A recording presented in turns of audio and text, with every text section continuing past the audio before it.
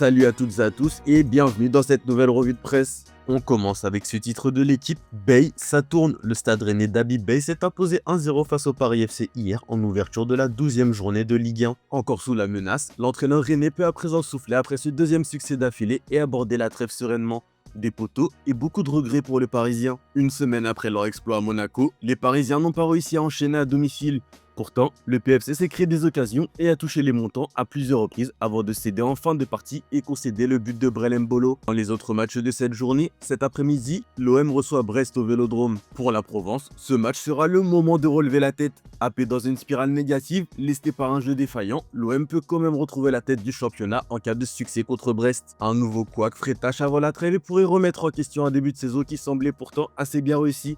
Pour cette rencontre, les Phocéens vont récupérer un attaquant que l'on n'a quasiment pas vu cette saison. Mopé, de retour dans le jeu, écrit le journal régional. Placardisé depuis son non-départ l'été dernier, le joueur de 29 ans pourrait faire partie du groupe appelé cet après-midi. Il est physiquement mieux, plus positif, il sera peut-être sur le banc, annoncé des arbitres hier en conférence de presse. Inscrit sur une seule feuille de match cette saison et contraint de s'entraîner régulièrement en marge du groupe, Mopé a renoué avec la compétition le week-end dernier.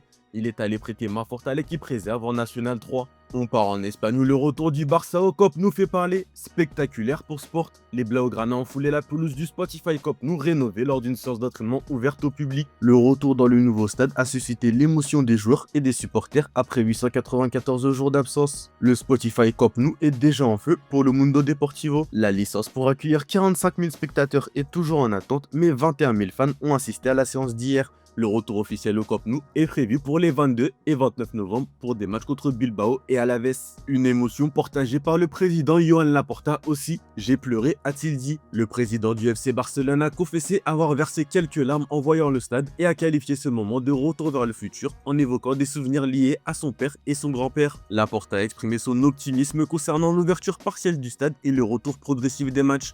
Sur le plan sportif, il se dit confiant en l'entraîneur Hansi Flick et satisfait des performances actuelles. Il a également exprimé son souhait d'organiser un match hommage à Lionel Messi devant 105 000 spectateurs. Yohan Garcia, de retour dans le groupe. Après une blessure au ménisque interne du genou gauche subie fin septembre, le gardien s'est entraîné avec le groupe hier. Hansi Flick a indiqué qu'il espère voir Yohan Garcia revenir dans l'équipe pour le premier match après la trêve internationale.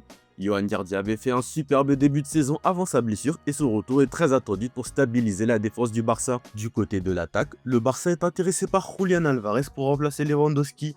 Cette saison, le champion du monde 2022 compte 9 réalisations en 14 matchs disputés et 4 passes décisives. L'Atlético souhaite le prolonger, mais pour l'instant, rien n'est fait. Et forcément, le fait de ne pas prolonger participe à la propagation des rumeurs d'un possible départ. Dans un entretien accordé à France Football, l'araignée a répondu aux rumeurs et n'a pas fermé la porte à un départ. Franchement, je ne sais pas, je vois ce qui se dit sur les réseaux. En Espagne, on parle beaucoup de moi et de Barcelone. Quand j'ai signé à l'Atlético l'an dernier, on a beaucoup parlé de Paris. C'est vrai qu'il y a eu des discussions entre les dirigeants du PSG et mon agent. Ils ont montré un intérêt pour me recruter, mais ça ne s'est pas fait. Pour le moment, je suis concentré sur l'Atlético, on fera le bilan en fin de saison. On évoque aussi la convocation de Yamal en sélection. Lamine, leader, peut-on lire dans les pages intérieures du Mundo Deportivo. Luis de la Fuente a convoqué 26 joueurs pour les 2 dernières rencontres de qualification à la Coupe du Monde 2026, avec le retour de la grande star Lamine Yamal. Le sélectionneur espagnol en a d'ailleurs profité pour nier tout conflit entre Carvajal et Lamine et souligner l'unité dans le vestiaire. On reste en Espagne avec cette une de Marca, une mine d'or. Le Real Madrid poursuit son ascension économique spectaculaire. Pour la saison 2025-2026, le club madrilène prévoit un budget record de 1,248 milliards d'euros de recettes. Cette hausse s'explique principalement par l'exploitation du Santiago Bernabéu, désormais transformé en véritable centre de divertissement pour les visiteurs. Entre le Sky Bar, le marché Bernabéu, les événements spéciaux et un parc d'attractions de Noël, le stade génère désormais plus de revenus qu'un musée emblématique comme le Prado. Le Bernabéu Tour a ainsi rapporté 52,6 millions d'euros la saison dernière, contre 27 millions pour le célèbre musée madrilène. Du côté du terrain, c'est au tour de Trent, titre As. Sa situation a évolué avec la blessure de Carvajal qui devrait être écartée jusqu'en 2026, une opportunité de s'imposer progressivement dans le 11 de départ de Xabi Alonso. Toutefois, il a encore du mal à retrouver une continuité et n'a pas encore enchaîné 2 titularisations cette saison. Son retour total à la compétition est particulièrement attendu, notamment après un accueil mitigé lors de son retour à Liverpool, son ancien club. Autre joueur sur le chemin du retour, c'est David Alaba. Le joueur autrichien pourrait être dans le groupe contre le Rayo Vallecano. Il a participé à la majeure partie de la séance d'entraînement collectif, ce qui renforce les sentiments positifs sur sa disponibilité.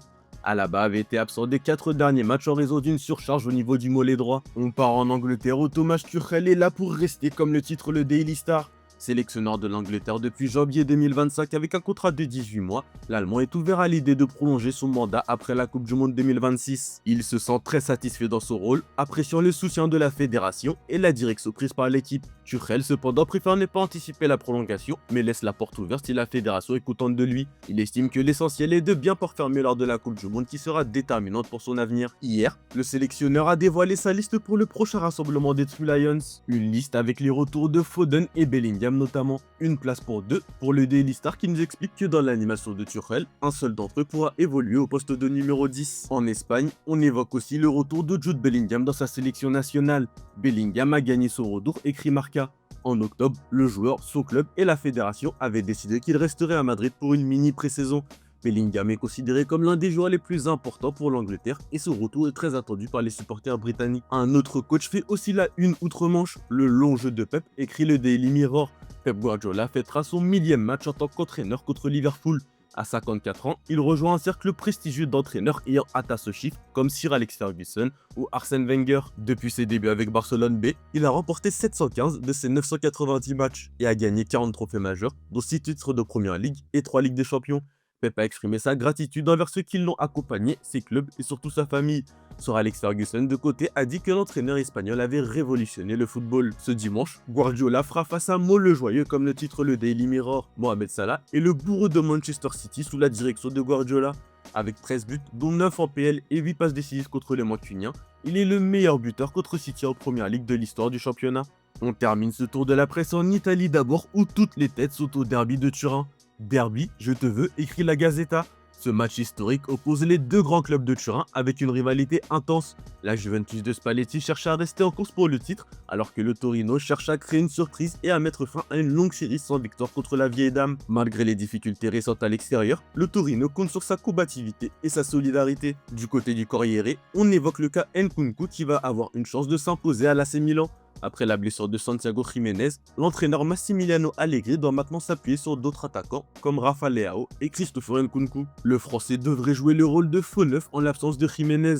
Nkunku a encore du mal à trouver de la constance à Milan, bénéficie du soutien d'Allegri pour retrouver sa forme optimale et son impact sur les matchs. On termine au Portugal où c'est l'heure de décider. L'attente va prendre fin aujourd'hui pour les supporters de Benfica qui vont voter pour leur président au deuxième tour et connaître le nom du vainqueur. Voilà, c'est tout pour aujourd'hui. Bonne journée à tous. Merci de votre fidélité.